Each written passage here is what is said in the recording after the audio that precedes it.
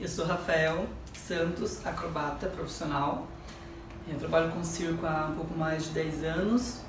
Vou contar um pouquinho da minha história para vocês, para estar me apresentando, tá? Eu nasci aqui em São Bernardo mesmo, em 89, né? Tenho 31 anos. Minha carreira começou na ginástica artística quando eu tinha 11 anos de idade. Quando eu era moleque, desde pequeno, eu sempre gostei de... Eu era um menino bem super ativo, assim, né? Arteiro. Resumindo, eu era um menino bem arteiro. E eu sempre procurei coisas acrobáticas, me pendurar nas coisas, correr, brincar, fazer de tudo. Adorava brincar na rua. E eu comecei a assistir ginástica artística na TV. E quando eu vi aqueles acrobatas fazendo aquelas coisas incríveis com o corpo, desafiando assim a física, eu falei, gente, eu sou isso, eu quero ser isso. E essa é a minha missão aqui na Terra, que é entreter, usar o corpo como ferramenta para fazer acrobacia. E então, continuando na ginástica, né? Eu comecei na ginástica com 11 anos de idade. E aí eu fiz até os 15 anos mais ou menos ginástica, até que eu tive uma oportunidade de ir pro circo, né? Fiz um teste no circo, entrei no circo e até passei pela ginástica de novo para fazer ginástica acrobática.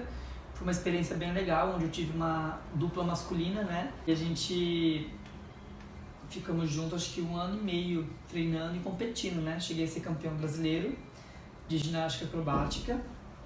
Fiquei muito feliz.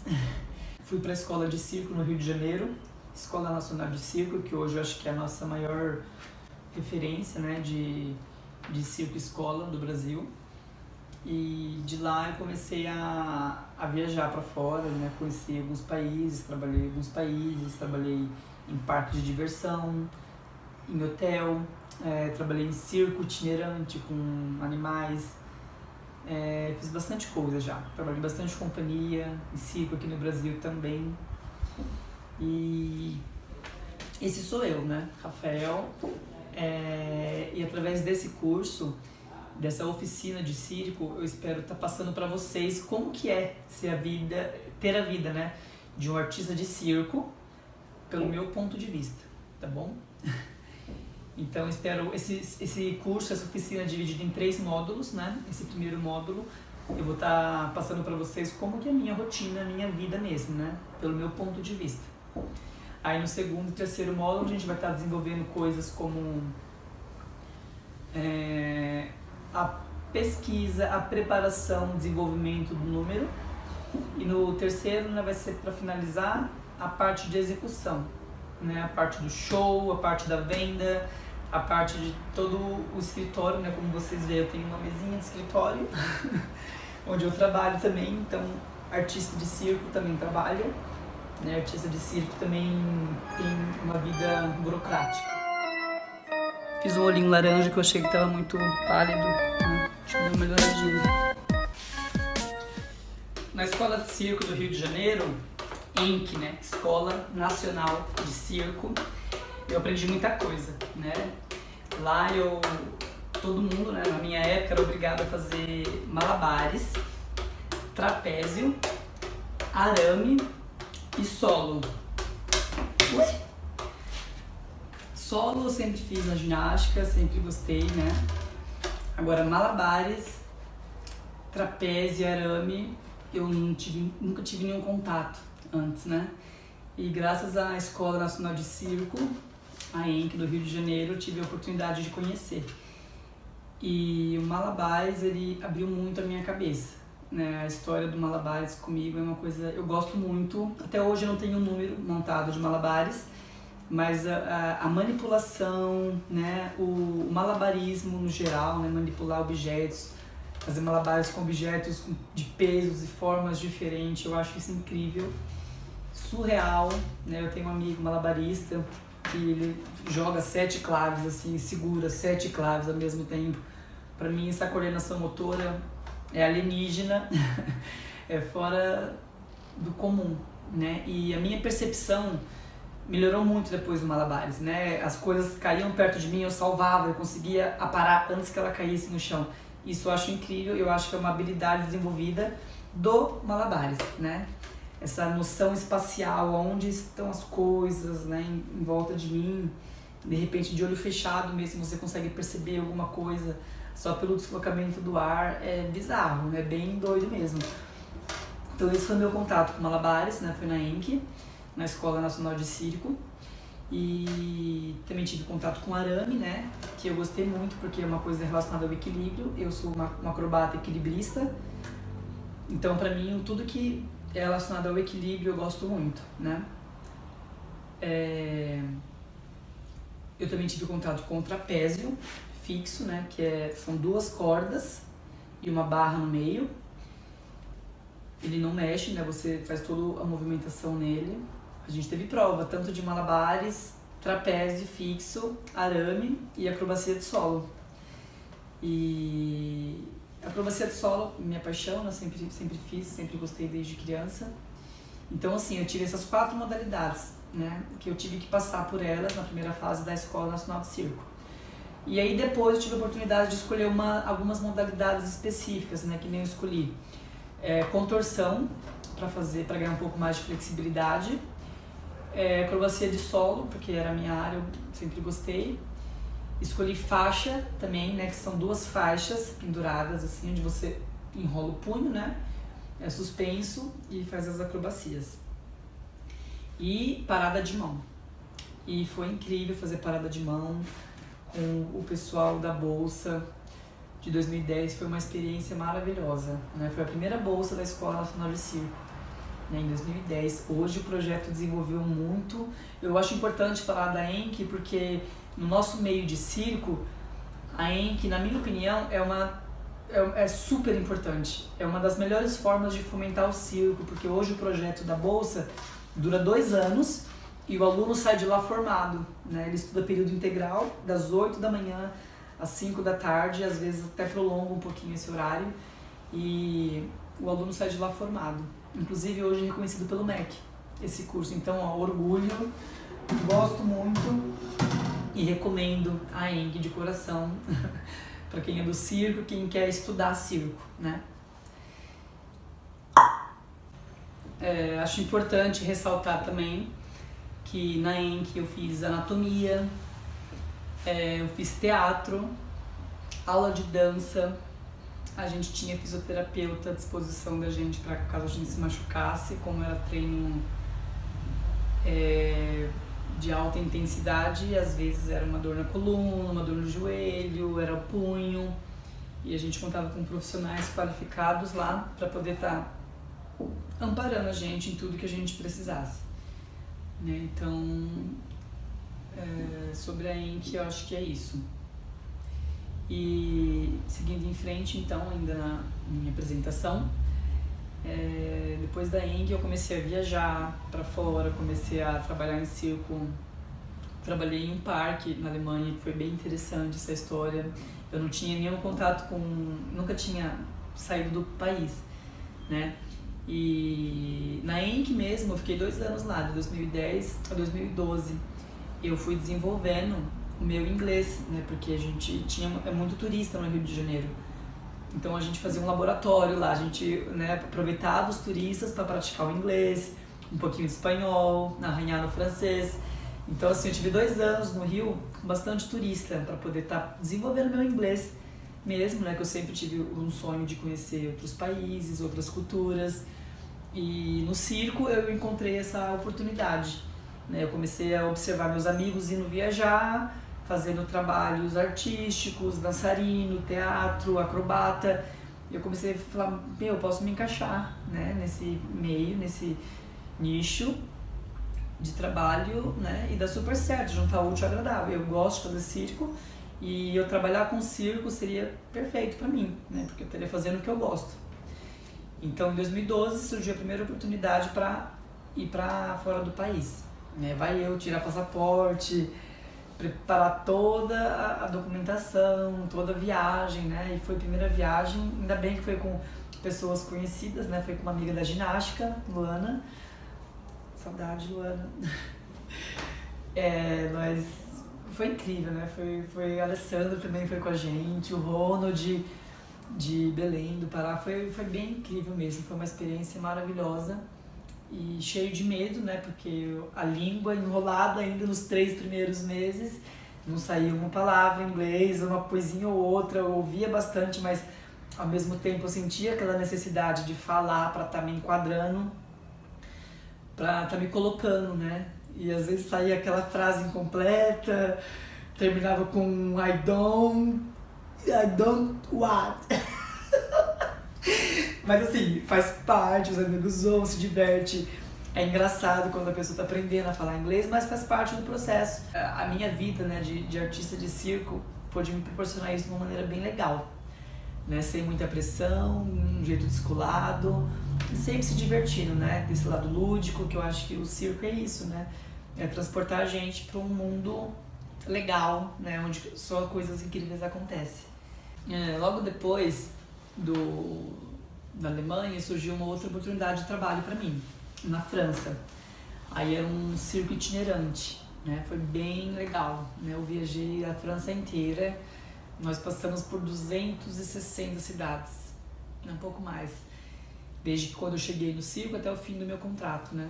E foi uma experiência incrível, assim, ter viajado, né? A França, assim, de caminhão, de trailer, caminhonete, passando por cidade, tinha dia que a gente fazia uma cidade por dia, né? Tinha uma equipe inteira para montar o circo, eram 20 pessoas mais ou menos. Eles levantavam o circo e abaixavam o circo muito rápido. Em menos de 1 hora eles conseguiam abaixar o circo. Para subir o circo demorava um pouquinho mais, mas em 2 horas, 2 horas e meia eles conseguiam já montar o circo. E tem a itinerância super interessante no circo, né? Já vou contando uma história do circo aqui junto. A itinerância é muito legal porque ela vai pegando, né, conhecimento de por onde ela passa, ela vai arrecadando conhecimento, vai trocando informações com as pessoas dali e vai levando esse conhecimento com a itinerância, né? Onde ele vai andando, ele vai levando essa informação, né? Que são os cantores, os dançarinos, os acrobatas, os palhaços, né? Antigamente tinha os animais, né? Que era super mágico, as pessoas adoravam, né? Ir no circo para ver o leão, para ver o elefante. Enfim, o circo ele é lúdico, ele é gostoso, ele é legal. E foi uma experiência que eu aprendi muito. Nessa época eu já falava o inglês, né? Porque eu aprendi, né, falar mesmo na Alemanha. Fiquei 3 meses assim engasgado na Alemanha, falando picadinho de palavras, mesmo tendo treinado bastante no Rio. E depois também dos 3 meses comecei a falar tudo errado, aí eu fui consertando, foi melhorando, né? Aí eu cheguei na França já em 2013 falando inglês. Claro, né, sempre tendo coisas para melhorar, porque eu acho que o aprendizado não para, né? Cada vez eu tenho uma coisa nova para aprender. E comecei a arranhar no francês, já ouvia muito francês lá, eu fiquei 11 meses na França, nesse trabalho de circo itinerante. E deu para aprender um pouquinho de francês. Claro que eu continuei estudando, né? Hoje eu posso falar assim que eu falo um francês básico, que eu consigo segurar uma conversa por um pouco de tempo. E tem outras línguas que eu tenho vontade também, né? Quando eu morei na Alemanha, no parque de diversão, eu morei com ucranianos, né? Então ele ensinou um pouquinho de russo pra gente também. E por estar na Alemanha, a gente acaba aprendendo um pouquinho de palavras em alemão também, né? Tinha um Guten Morgen, um Guten Tag, que é bom dia, boa tarde. Um Hallo, né, que é o olá deles. E é legal que você vai encontrando semelhanças com outras línguas, né? Por exemplo, o inglês com o alemão, hello para hallo, né? É bem parecido, né? Você vê que é uma coisa só e vai abrindo, né? Por braços aí diferentes, né? Os idiomas. E eu gosto muito de tudo isso, sabe? Eu acho que trabalhar com circo me proporciona tudo o que eu sempre quis, que é viver essa diferença, né? Essa variedade de cultura, variedade de saber, né? De conhecimento.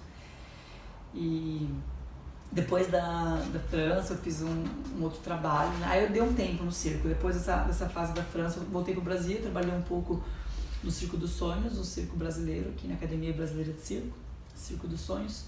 Foi bem bom. Lá eu aprendi muito também. Lá foi a segunda vez que eu tinha trabalhado já, né? Eu trabalhei lá antes de ir pro Rio de Janeiro estudar, no caso. Aí eu fiquei mais do que Fiquei por um tempo lá e resolvi fazer outras coisas. Né? Eu entrei naquela fase de, será que eu ainda consigo fazer outra coisa? Deixa eu dar um tempo pro meu corpo, né? Eu quis dar uma pausa para mim sentir o meu corpo, né? Como seria eu sem estar no circo? Eu fiquei, acho que uns 2 anos e meio, mais ou menos, longe do circo. E deu muita saudade, não aguentei em 2018. Voltei pro circo com força total e bem confiante de que é isso que eu sou e quero fazer mesmo. Em 2019, surgiu a oportunidade de ir para a Turquia. Uma oportunidade incrível. Sou muito grato a essa empresa, Magic Life, que proporcionou para mim um retorno legal ao circo, né? Graças a esse trabalho, eu pude voltar de cabeça erguida a fazer o que eu sempre gostei de fazer, né? A fazer o que eu sou de verdade, né? Não fazer algo para a sociedade, né, me julgar ou me criticar, pensando sempre de como eu estou sendo visto, né? E, no caso, o trabalho da Turquia foi em um hotel resort. Lá eu trabalhei durante 6 meses, foi a temporada de primavera-verão e foi muito bom, um país muito quente, um trabalho diferente, tinha um entretenimento no meio, que era, a gente era entertainer dos hóspedes no caso, né? Então o hóspede ia lá, passar um tempo no hotel, resort, e aí tinha as aulas fitness, onde eu aprendi a dar aula de pilates, aprendi yoga, aprendi balba nempo, stretching, alongamento no caso, enfim, aprendi várias aulas. Hidroginástica, eu nunca tinha imaginado dando uma aula de hidroginástica. E hoje eu posso falar para vocês que dar uma aula de hidroginástica numa piscina aberta para 60 pessoas é um show. É basicamente um show, né, que você tem que dar ali e no sol escaldante de 40 graus às vezes, enfim. E fora as aulas fitness, a gente tinha o show, a gente tinha as festas que acontecia. Então a gente tinha uma semana bem agitada e outra semana mais calma, mas as 2 semanas tinha show, tinha festa no hotel. Esse trabalho, assim, ele é diferente, né? Porque além da carga do circo, que não é fácil, a gente ter que treinar, se alimentar bem, ter uma rotina séria, tá praticando sempre, tá antenado sempre, tá sempre alerta no que tá acontecendo. Isso cansa muito já tem a maquiagem, figurino, cuidar de tudo para estar bonito em cena, isso dá muito trabalho, cansa. E quando você junta tudo ali, a parte da festa ainda, depois do show, vamos pra festa agora, vamos dançar com o hóspede até tantas, meia-noite, por exemplo. Só que você já deu aula de manhã, 2 aulas fitness de manhã. Então você já acordou cedo. É uma rotina pesada, foi punk, mas foi ótimo, muito grato de coração, né, pela Magic Life que me acolheu, me deu essa oportunidade. E ano passado, né, 2020, eu fui de novo para esse trabalho, mas infelizmente por causa da pandemia não rolou, né? Ficamos aguardando lá durante um tempo, mas não rolou. Aí voltamos pro Brasil, né, e estamos aqui.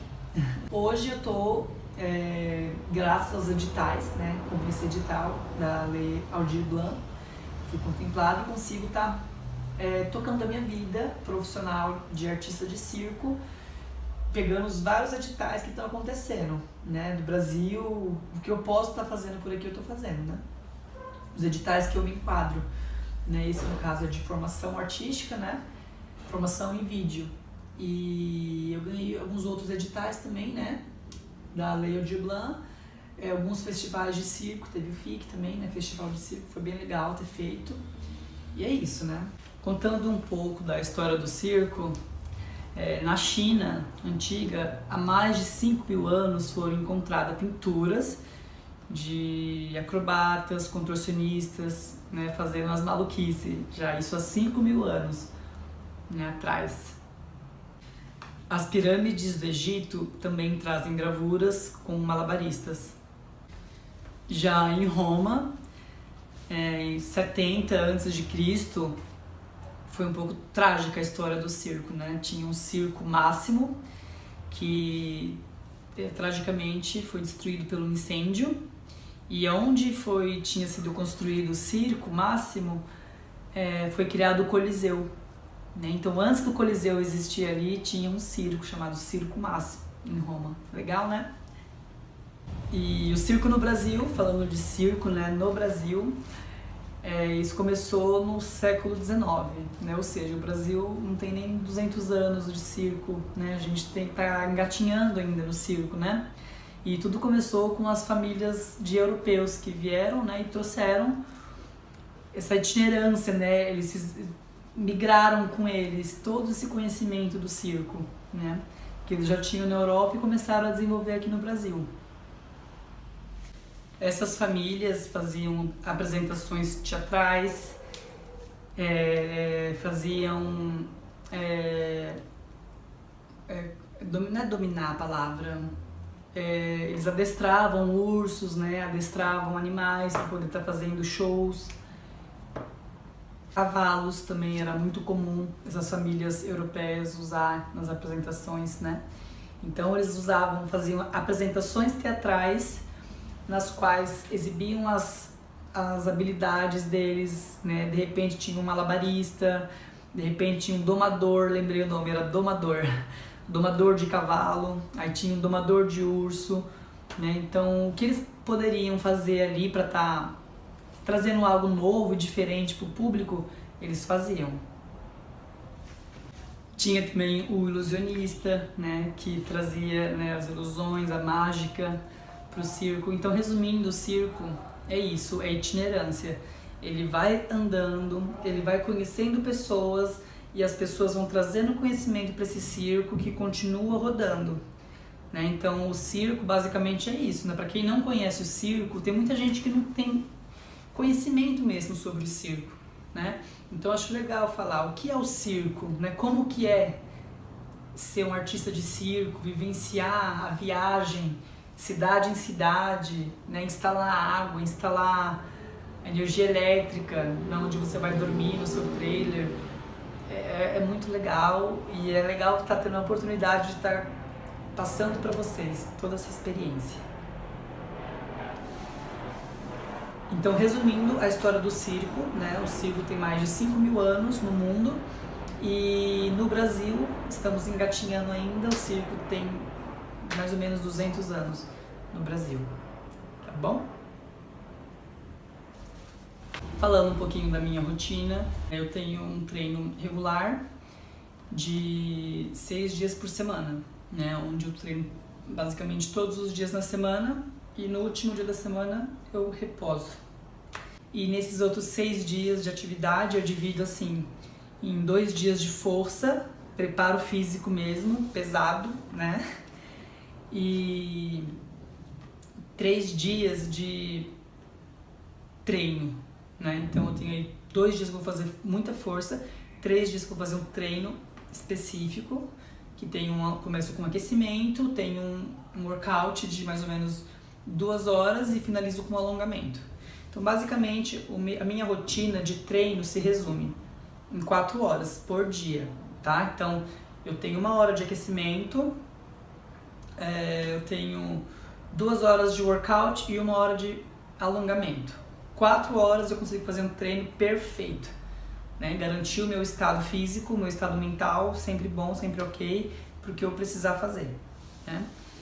E fora a rotina de treino, tem uma outra rotina que é a dieta, né? Eu não posso comer qualquer coisa. Às vezes a gente come, né? Porque não tem jeito, né? A gente é ser humano e às vezes acaba exagerando no chocolatinho. Mas basicamente eu faço um desjejum com suco de couve, com maçã, que eu aprendi com a minha tia Isabel, querida. E eu não sou muito fã de fruta e de legume, mas eu como porque pra mim é super importante. Se eu não comer, eu não tenho uma alimentação boa, eu não tenho energia, não tenho emocional para fazer o que eu faço, que precisa de muita energia. E depois que eu acordo, assim, eu acordo por volta das 7 da manhã, né? Todos os dias, às vezes um pouquinho antes. Mas aí quando eu acordo, eu já vou fazer o desjejum, que é algum suco detox, algum suco natural. E logo depois, assim, umas 9 da manhã começa a me dar fome, eu tomo um cafezinho preto também, adoro café sem açúcar, não coloco açúcar no suco, não coloco açúcar no café. Outra coisa que eu tento fazer assim, tô no processo ainda, né, de virar vegetariano. Ovo lacto vegetariano. Acho que ovo vegetariano, né, que é onde eu vou comer só ovo e os vegetais. Quem sabe um dia, né, eu não consigo fazer essa proeza.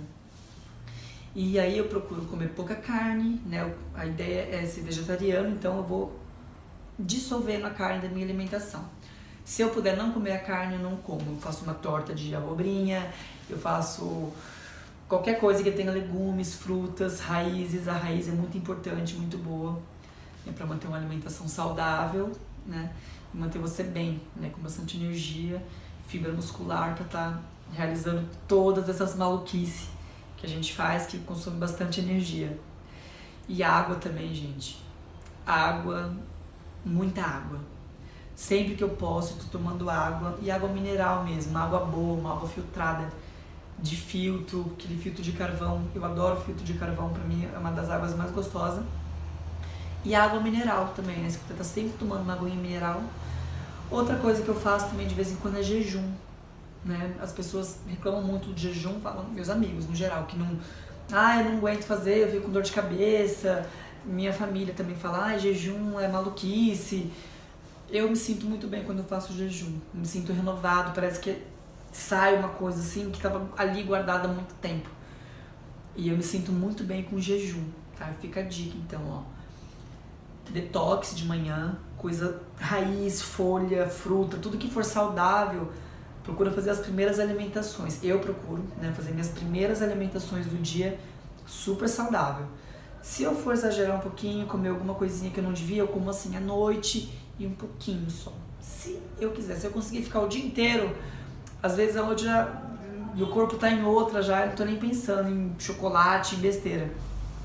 Mas o importante é você ter consciência do que você está comendo, o que é proteína, o que é carboidrato, o que é gordura e o que você precisa de cada coisa, né? Para você, cada indivíduo é único, é especial, é um ser complexo. Então eu acho importante a gente se conhecer, né? Ter o autoconhecimento.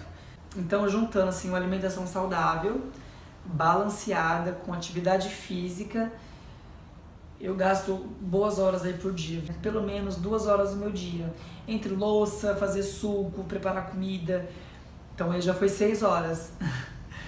Então assim, eu tenho minha rotina de treino, tenho minha rotina de alimentação, e eu tenho também aí as redes sociais para tá alimentando, né? E a gente é gerador de conteúdo. Como esse conteúdo que vocês estão assistindo foi gerado de alguma forma, eu passo meu dia também gerando conteúdo para as redes sociais, conteúdo para trabalho, montando aula, preparando show, investindo em número, criando coisas novas para o número que já existe, pensando em número novo.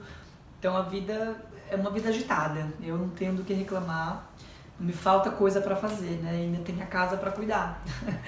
Então ali eu dou uma varrida na casa logo de manhã, para dar uma aquecidinha. Já uma coisa legal que eu faço, que me ajuda bastante, é a parte de varrer e passar pano na casa, me aquece. E agora, para finalizar esse módulo, eu gostaria de estar convidando todos vocês que têm interesse em conhecer o circo melhor a ficar comigo durante